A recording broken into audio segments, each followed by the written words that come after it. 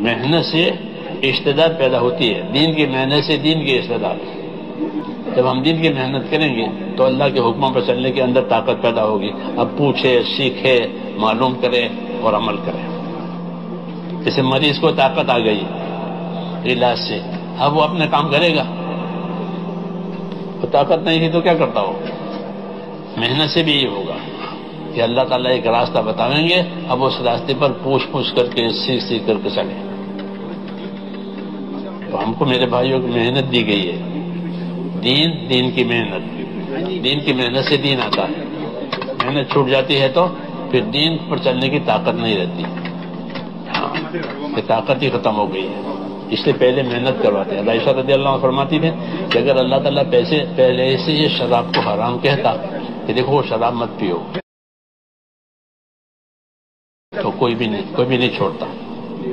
یہ زنا حرام ہے، اگر اللہ پہلے کہتے نہیں ہوتا، پھر کیا کہ اللہ تعالیٰ نے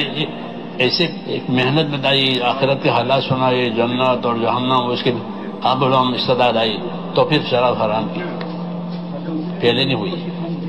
کیونکہ طاقت ہی نہیں تھی۔ آج ایسا ہو گیا ہے کہ ہم نے محنت چھوڑ دی تو اپنے پورے دین پر چلنے کی طاقت یا نماز پڑھنے کی بھی طاقت نہیں ہے۔ حرام چھوڑ کے نماز پڑھنا، صبح کی نماز میں نمازی کم ہو جاتے ہیں، جی ہاں، عصر کی نماز میں زیادہ ہوتے ہیں، صبح میں کم ہوتے ہیں، حرام چھوڑتا نہیں ہے، جی ہاں، طاقت نہیں ہے۔ اس لیے میرے دوستو، محنت پہلے آئے گی، دین بعد میں آئے گا، اور دین آئے گا تو سارے حالات ٹھیک ہو جائیں گے۔ جیسے حضور نے فرمایا جو اپنا اور خدا کا معاملہ ٹھیک کر لے تو اللہ کا سارا معاملہ ٹھیک کر دے گا۔ تو ہمارے حالات تو اللہ کی قدرت سے صحیح ہوں گے، اللہ کی مدد سے صحیح ہوں گے، اور اللہ کی مدد دین پر آئے گی۔ ہر عمل، ہر حکم کا اثر بھی ہے، ہر حکم کا اجر بھی ہے۔ وہ حکم زندگیوں میں آنے شروع ہو جائیں گے، ان کے اثرات شروع ہو جائیں گے۔ اس لیے کہتے ہیں کہ دین کی محنت کرو، عمومی محنت سے عمومی دین بنے گا، ہر طبقے میں صلاحیت پیدا ہو، غریبوں میں، مالداروں میں، سب میں۔ اس لیے نبیوں کی محنت میں حرکت ہے، کیا ہے کہ حرکت، مذہب میں حرکت ہے، جیسے چکی میں حرکت بھی ہے اور ثبات بھی ہے، دونوں ہے۔ چکی ہوتے ہیں نہیں، ایک پارٹ حرکت کرتا ہے، ایک پارٹ ثابت ہے، تو دونوں پیدا کرنے کی ضرورت ہے۔ حرکت بھی پیدا کرو اور جتنا دین آئے اس میں ثابت قدم رہو، اور حرکت کرو اور دین آئے گا اس پر ثابت قدم رہو۔ تو پھر ادھر اس طرح محنت ہوگی تو جس طرح آٹا چاروں طرف گرتا ہے، ہدایت چاروں طرف پھیلے گی محنت کی وجہ سے۔ دین چکی سے مشابہت رکھتا ہے کہ ثابت قدمی بھی پیدا کرو اور محنت بھی پیدا کرو، کہ پھر جو بھی حکم آئے گا اس پر چلنے کی طاقت پیدا ہوگی۔ وہ حکم دنیا میں پھیلیں گے ہماری محنتوں سے۔ جو حکم عمل کے اعتبار سے نابود ہو گئے تھے وہ لوگوں میں زندہ ہو جائیں گے، علم زندہ ہو جائے گا، عمل زندہ ہو جائے گا، پھر اخلاق زندہ ہو جائیں گے، ہمدردیاں زندہ ہو جائیں گی، پھر معاشرت اور معاملات کا دین آئے گا سب سے آخر میں، کہ وہ بھی آئے گا۔ عبادت کا دین محنت سے پہلے آئے گا، لوگ نمازی بنیں گے۔ قوموں میں محنت کرو گے تو سب سے پہلے لوگوں میں نماز آئے گی۔ دیکھیں نا مسجد، اب مسجد میں جگہ دی ہے۔ ایک بیس کی بات کہتا ہوں، ہمارے ساتھی اعلان کرتے ہیں نمازوں کے بعد، میں اپنے ساتھیوں مشورہ کو اعلان ذرا روک کر کرو، لوگوں کو دعا مانگنے دو، یہ کرنے دو، پھر کرو۔ میں یہ کہتا ہوں یہ سلام کے بعد فوراً اعلان کرتے ہیں۔ سلام کے بعد اعلان پہلے زمانے میں ہوتا تھا، کیونکہ لوگ بھاگ جاتے تھے جوتی لے کر کے، ہاں تو کہ سلام کے بعد فوراً اعلان کرو، اور ایک ساتھی فوراً دروازے پہ کھڑے ہو جاؤ اور لوگوں کو روکو۔ تو یہ 50 سال پہلے کی بات ہے۔ اب اس کی ضرورت نہیں ہے کہ سلام کے بعد فوراً اعلان کرو، اب لوگوں کو پڑھنے دو، جن کی رکعتیں گئے ان کو رکعت، اب اعلان کرو کہ بھائی بیٹھو، کیونکہ ان کو پہلے سے معلوم بھی ہے۔ اب وہ بات نہیں رہی کہ لوگ بھاگ جائیں گے۔ اب تو الحمدللہ مسجدیں تنگ ہو گئی، کیونکہ عمومی محنت ہوئی تھی۔ مولانا یوسف صاحب فرماتے تھے عمومی محنت کرو گے تو سب سے پہلے عبادت کا دین زندہ ہوگا۔ اس کا لوگ نمازی بنیں گے، قرآن پڑھیں گے، تسبیح پڑھیں گے، عبادت کا دین آئے گا،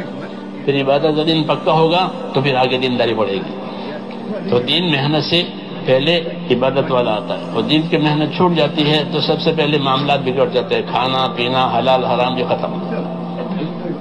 بھی دین محنت چھوٹنے سے پہلا اثر یہ ہوگا کہ معاملات کا دین بگڑ جائے گا، اور محنت ہوگی تو عبادت کے راستے سے بات چلے گی کہ لوگ دیندار بنیں گے، نمازی ہوں گے، پھر وہ آگے بڑھتے رہیں گے، پھر ان کو حلال حرام فرامیں گے۔ چنانچہ یہ ہو رہا ہے کہ اب لوگ حلال حرام کی باتیں پوچھتے ہیں کہ ہمارے کاروبار میں یہ چیز ہے، اس کا کیا حکم ہے۔ علماء کرام غور فکر کرتے ہیں، مسائل پر نئے نئے مسائل کھڑے ہوتے ہیں اور لوگ پوچھتے ہیں،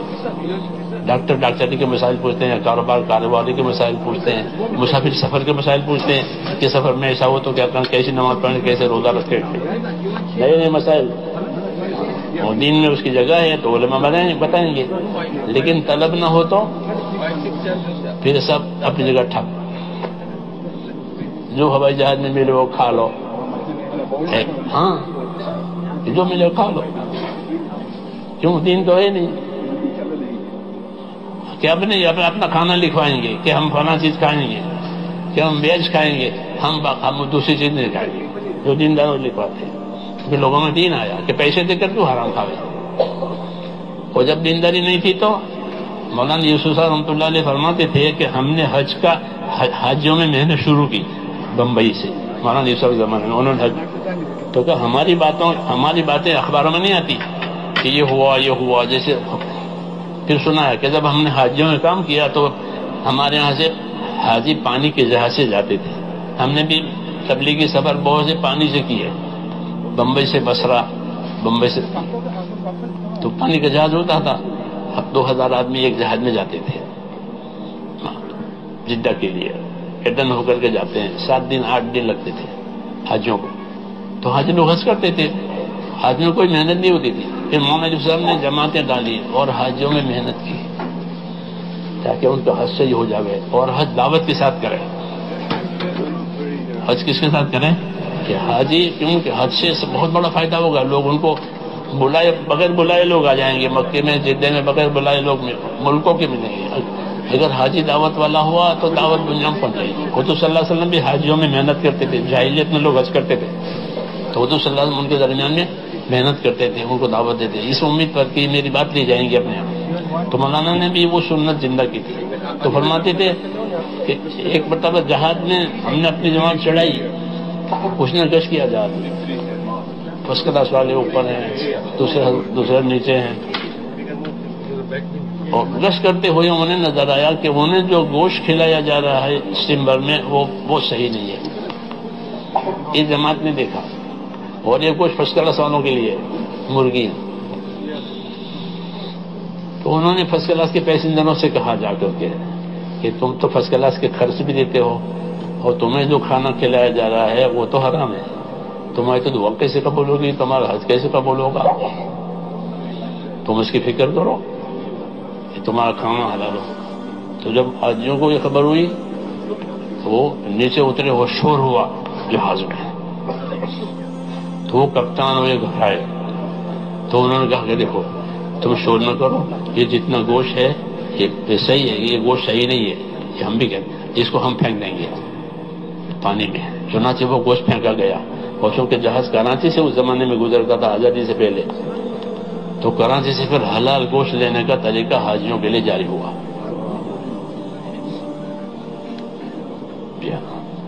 عمومی محنت سے عمومی فائدہ، تو مولانا اس روز سے کراچی سے حلال گوشت چڑھتا ہے، بمبئی سے جہاز روانہ ہوتا ہے، کراچی سے گزرتا ہے، ایک محنت ہے میرے دوست، اس کے اثرات پڑتے ہیں کہ لوگوں میں دین آتا ہے، پھر حلال حرام کی فکر ہوتی ہے، ورنہ جو ملے کھا لو، نماز ہو نہ ہو۔ ہاں اب ہم لوگ جہاز میں نماز پڑھتے ہیں تو بعض جہاز قبلہ بتاتے ہیں کہ قبلہ ادھر ہے، بعض جہازوں میں ہے وہ قبلہ بتاتے ہیں قبلہ ادھر ہے۔ عمرے میں رمضان کا عمرہ ہوتا ہے تو وہ سحری دیتے ہیں، افطاری دیتے ہیں، کیوں کہ مسلمان دین والے ہو گئے، اب ان کو جب یہ اپنے دین پر نہ ہو تو کون سحری افطاری دے، کون قبلہ بتاوے، تو میرے دوستوں ہم محنت کریں گے تو دین کو جگہ ملے گی، نہیں تو ان کی دین کو جگہ نہیں ملے گی، ان کی جگہ ختم ہو گئی، نہیں تو اللہ جگہ کریں گے اس کو۔ اس لیے عمومی محنت کی ضرورت ہے، اپنے آپ کو صحیح کرنے کے لیے بھی اور عام حالات کو صحیح کرنے کے لیے بھی۔ اس محنت میں دونوں اثر ہے کہ اپنی ذاتی زندگی بھی صحیح ہو جائے گی، وہ حکم والی بنے گی، جی ہاں، حکموں کی فکر والی بنے گی، اور عمومی زندگیاں لوگوں میں ہر طبقے میں دین آئے گا۔ اسی لیے حضور صلی اللہ علیہ وسلم نے ایک عموم محنت جاری کی ہے، نقل و حرکت پر امت کو ڈالا ہے کہ اپنا دین کو لے کر کے پھرے، اس سے ان کے دین میں قوت آئے گی کہ دین کی کہو، دین کی سناؤ، دین کی سیکھو، دین کی سکھاؤ، اور کسی سے کچھ مت مانگو، اپنی جان مال لگاؤ۔ مسلمانوں کا جان مال وہ دین کی نصرت کے لیے ہے اصل میں، اس لیے ان کو جان مال دیا ہے کہ دین کی نصرت کرے اور اپنی ضرورت بھی پوری کرے۔ اول درجہ نصرت کا ہے کہ مسلمان اپنے جان مال سے اپنے دین کا مددگار بنے،